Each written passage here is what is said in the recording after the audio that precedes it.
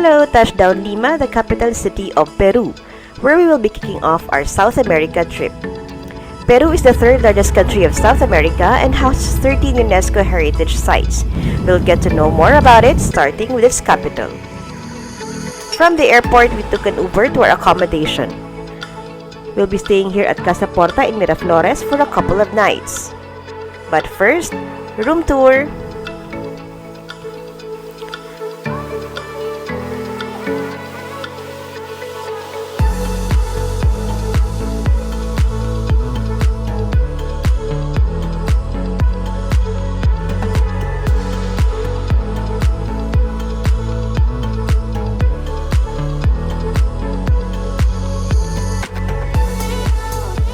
After freshening up, we stepped out for dinner.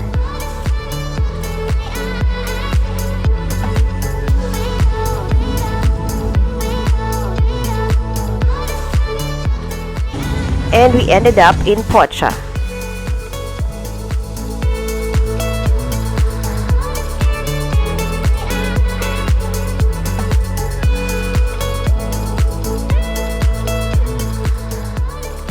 Dinner was buffalo wings, quesadilla, and a local dish called lomo saltado.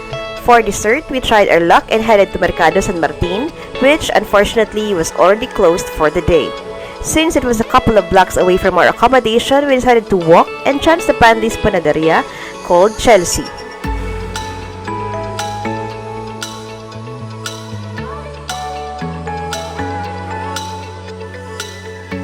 We picked a couple of desserts for takeaway.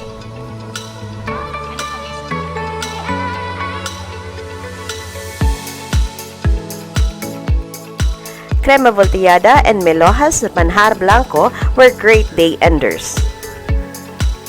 Buen dia! First things first, breakfast. Here's what a usual Peruvian breakfast looks like.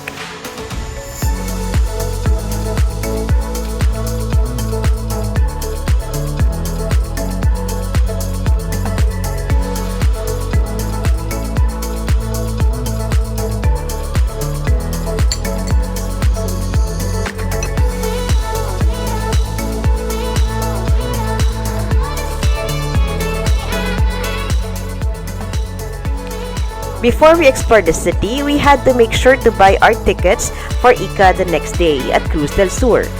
For some reason, their website didn't allow us to book online.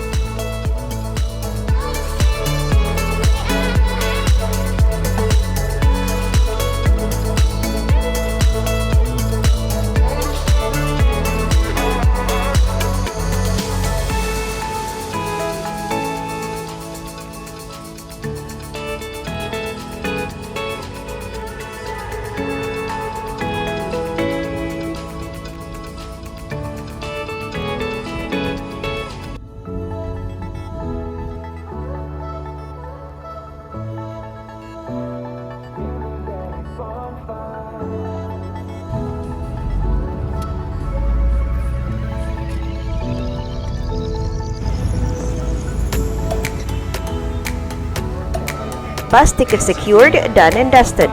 Now time to visit some of Lima's historical sites.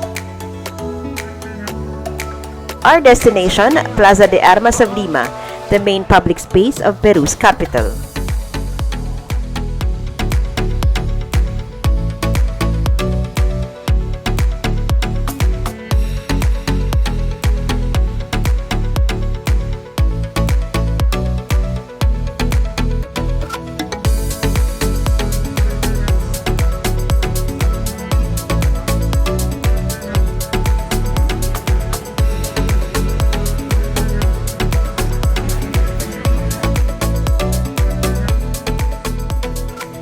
Formerly known as Plaza Mayor, it was renamed to Plaza de Armas because it is where the independent troops met, paraded with their weapons, and made proclamations in favor of the cause for which they were fighting for.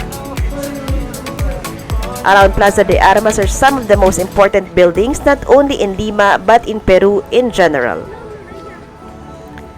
The Government Palace, Cathedral of Lima, Municipal Palace, and the Olaya Passage. The historical center of Lima is one of 13 UNESCO World Heritage Sites in Peru.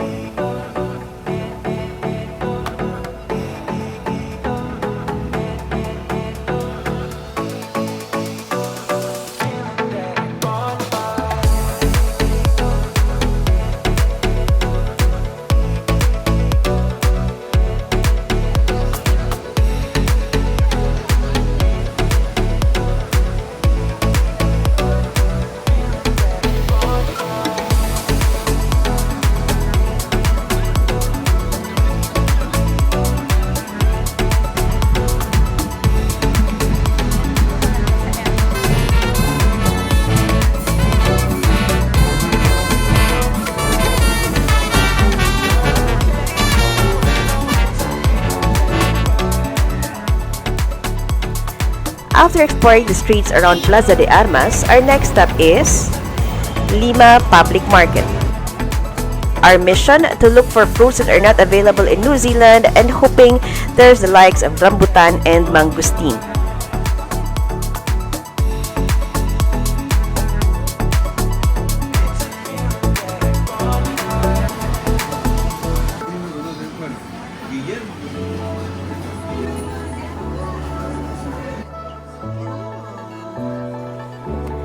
After almost giving up, with the help of a lady vendor, we finally were able to locate the fruit section. Sadly, we didn't find the fruits we were looking for, but I saw a star fruit or balimbing.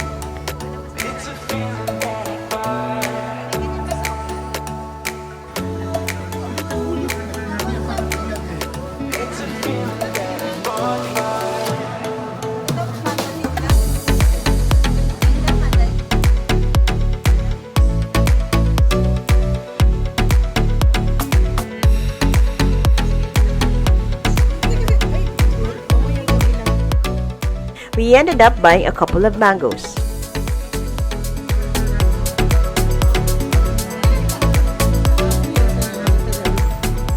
By this time, we are so ready for lunch. On to our next stop.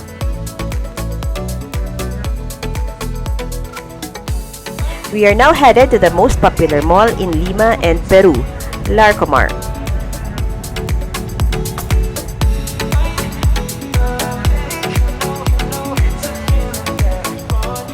Without the Larcomar signage, I would think that the Uber driver dropped us off at the wrong location.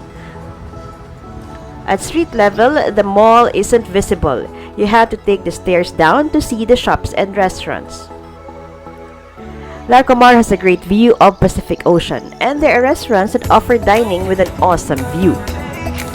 It is a part of the Miraflores Boulevard which connects Barranco and San Isidro. After much deliberation, we ended up at a restaurant called Popular. Roasted corn is a popular Peruvian appetizer. One of the must-tries in Peru is ceviche, which I absolutely loved. The avocado added the creaminess to the sour plus fresh fish combo. We also ordered ahi de gallina, aeropuerto popular, and lomo saltado. After lunch, we passed by this booth and yielded to temptation. We bought 3 flavors of these for later. In hindsight, we should have tried their alfajores and suspiros as well.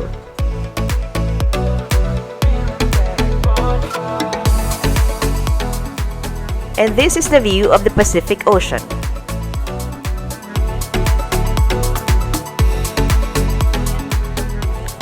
One thing noticeable in this area are these.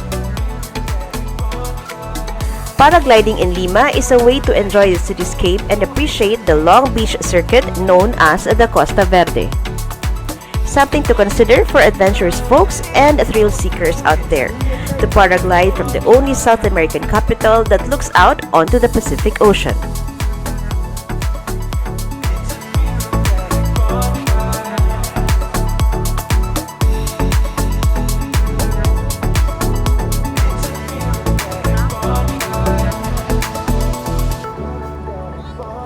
Barranco, known as the Soho of Lima, is one of Lima's hippest, most romantic, and bohemian neighborhoods. From the spot where Uber dropped us off, we went down the stairs and we arrived at the start of the Bajada de los Baños walkway. You are welcomed by the huge mural, which is a sign of things to come. This walkway connects Barranco to the Pacific Ocean and passes through Bridge of Sighs, markets, and more street arts. There's also a line of craft shops that sell souvenirs and cute trinkets.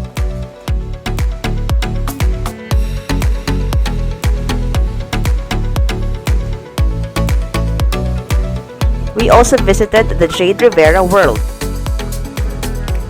From there, we reached the Bridge of Sighs or Puente de los Suspiros, said to be one of the most iconic and romantic places in Lima.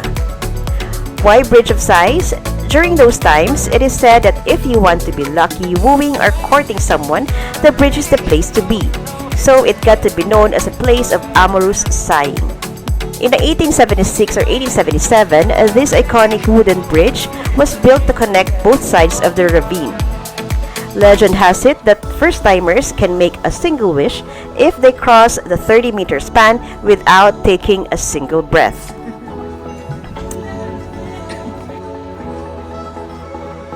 Now we are walking along the Bajada de los Baños walkway, where we're met with murals, line of pretty bougainvilleas, restaurants, and more murals.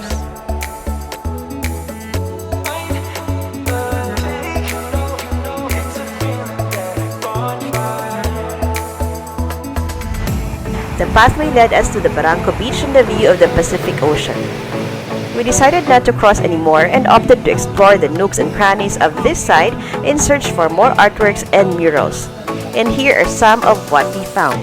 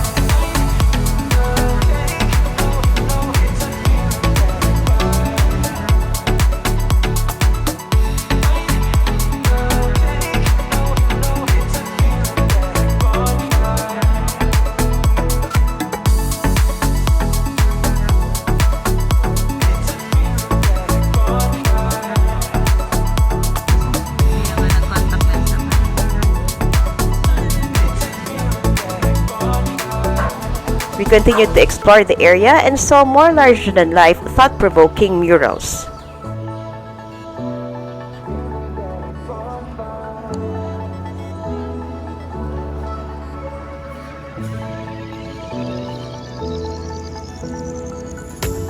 Now we are walking atop bridge of size. Unfortunately, it wasn't able to do the first-timer single wish magic.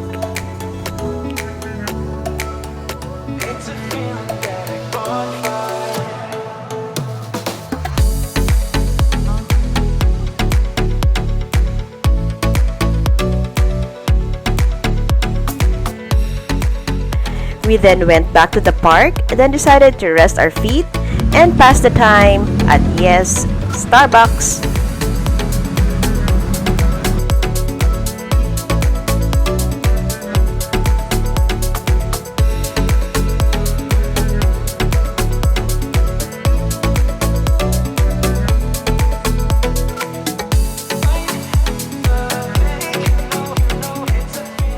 After an afternoon of artistic experience, we'll be having one gastronomic adventure tonight. Lima is the culinary capital of South America.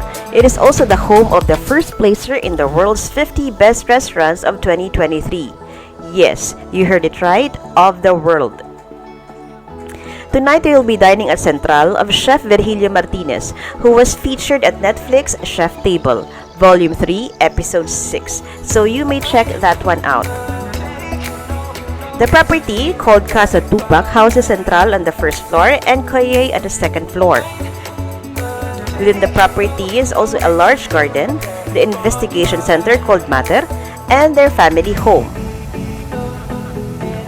From the entrance, we were met by a staff who welcomed us to Casa Tupac with a brief introduction of the place.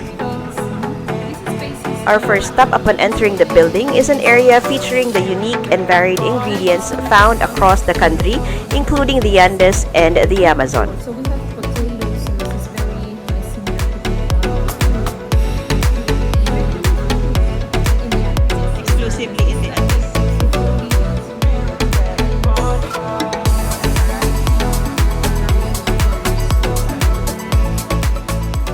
On display are the wooden spoons, bowls, and plates created by artists especially for Central. From its website, the gastronomic concept of Central is: Central proposes a journey through Peru's diverse ecosystems at different altitudes, from the depths of the sea at -25 meters to the Andean highlands at more than 4,050 meters above sea level, going through the Amazon rainforest, the valleys, and the desert coast. Sounds like it's going to be one gastronomic adventure. So, let the journey begin.